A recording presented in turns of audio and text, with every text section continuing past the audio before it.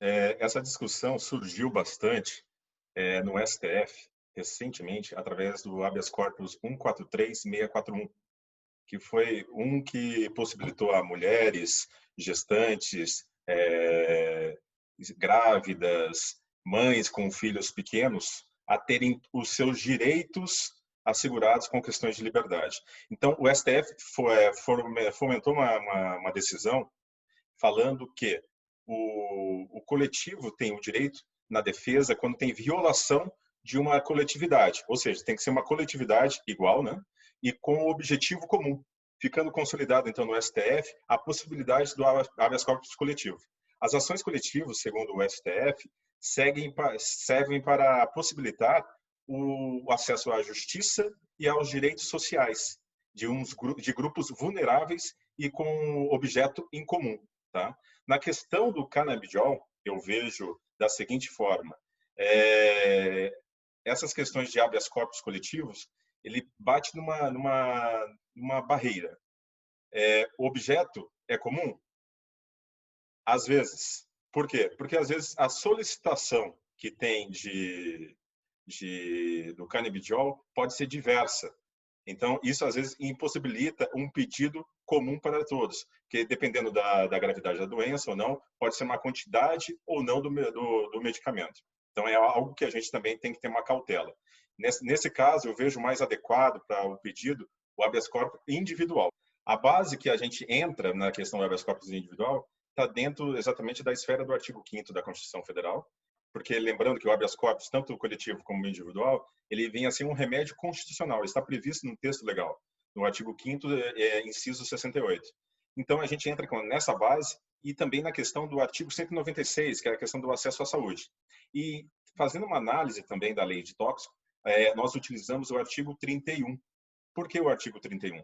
O artigo 31 ele fala se pode ter o cultivo ou pode ter a manipulação, tem várias descrições nele, se tiver a autorização da autoridade competente. Então, a gente pede exatamente o pedido à autoridade competente para poder dar o salvo-conduto, para poder ter a produção própria, para poder manipular o seu próprio canabidiol. Esse é o princípio, então, da Constituição Federal sobre o estado de necessidade? Pode falar, além do estado de necessidade, é fundamentado no direito à saúde, vida e dignidade, porque o paciente ele precisa ter uma dignidade plena na sua vida. O direito à saúde está ligado ao direito à vida, ao direito à necessidade, o direito à dignidade, principalmente o direito à dignidade humana. É algo que tem que ser exatamente exercido com grande maestria pelo Estado e, às vezes, na sua falha, nós temos que entrar, sim, com uma medida judicial através desse remédio constitucional. Nesse aspecto, então, a função técnica do habeas corpus ele é oferecer para a pessoa que necessita do plantio, do cultivo, dali tirar o extrato à base de cannabis, uma segurança perante a justiça. Para isso, eu quero responder contando uma história, mas chegou uma vez no escritório uma senhora que sentou na mesa lá de reuniões do escritório e falou assim: doutor, eu sou traficante. Eu fiquei olhando assim para ela, mas me explica isso melhor. Porque lá no escritório nosso, que junto com o Fernando, a gente atende várias demandas criminais. E eu fui conversando com ela, ela falou assim: doutor, na visão da sociedade eu sou traficante. Porque eu estou cultivando uma planta de cannabis para tratamento médico do meu filho. E eu estou com medo de ser presa. Ao não entrar com o processo, ela corre um risco de ser classificada no artigo 33 da lei de tóxico, que seria exatamente o tráfico. Que o tráfico fala manipular, comercializar, não era a questão dela, ou passar para outro, que seria para o filho. Ela poderia estar relacionada nessa questão do tráfico.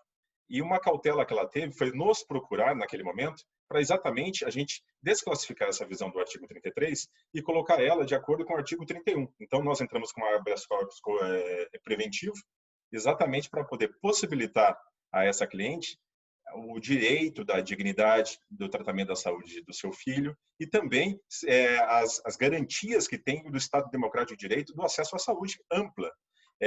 Algo importante também para frisar, mas que se a gente for pegar ações que existem de concessão pelo Estado do medicamento à base de canabidiol, existem ações dessa forma, a gente também corre um risco que venha a ser o fornecimento. A gente sabe que, às vezes, existe problema no fornecimento contínuo dessa medicação.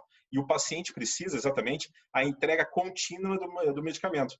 E não tendo essa entrega contínua, pode prejudicar todo o desenvolvimento, nesse caso, da criança. Então, a escolha da mãe foi, na verdade, ela mesma fazendo o plantio, ela mesma fazendo também a extração do óleo.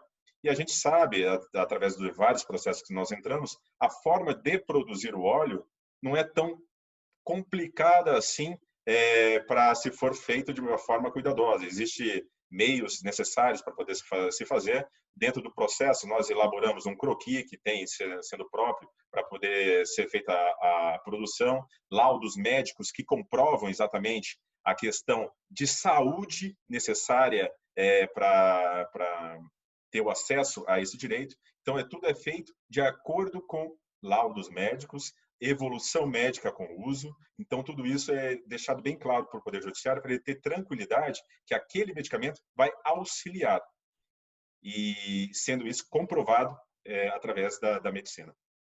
Se plantar a planta cannabis e não ter esse resguardo jurídico, né? Que riscos essa pessoa se compromete? Se a gente pode relacionar com o artigo 33 ou 28 da Lei de Tóxicos. O mais gravoso seria o 33, seria a relação classificando ele como um traficante de drogas. É onde tem a maior penalidade. Então, ele corre esse risco que tem imediato. E o artigo 28 seria na questão do usuário. Então, são questões que a gente vê que, se ele correu risco sobre essa questão, não seria tão prudente, porque se acontecer uma denúncia e uma ida da polícia até o local, o primeiro momento que eles vão fazer é destruir exatamente essa plantação que tem na sua casa. Destruindo essa plantação, não vai ter mais o óleo necessário para poder resguardar a saúde de quem necessita.